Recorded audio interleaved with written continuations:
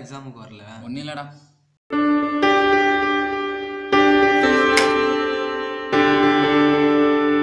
என்னடா ஆச்சு? ஏன்டா ஃபோனை தூக்கி போட்டு உடைச்ச? இந்த ஃபோனால எனக்கு பிரச்சனையே. இந்த ஃபோன் யூஸ் பண்ணாலும் என்னால் வேறு எதுலையும் ஃபோக்கஸ் பண்ண முடியல. அதனால தான் எக்ஸாமுக்கே நான் வரல. இதான் உன் பிரச்சனையாடா? ஆமாடா. இது உன் பிரச்சனை மட்டும் இல்லடா, ஆண்ட்ராய்ட் ஃபோன் யூஸ் பண்ணுற எல்லாரோட பிரச்சனையும் தான்டா.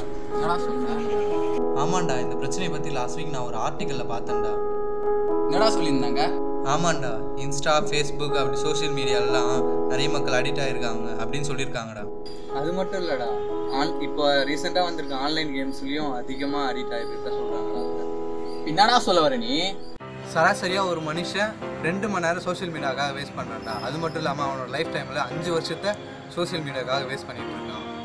அது மட்டும் இல்லைடா, இப்போ இருக்கிற இளைஞர்கள்லாம் 8 மணி நேரம் 9 மணி நேரம் சோஷியல் மீடியாவில் அடிக்ட் ஆகிருக்காங்கடா. அடிக்ட் ஆனதுனால அவங்களுக்கு ஸ்ட்ரெஸ்ஸும் கோபமும் அதிகமாக இருக்குது.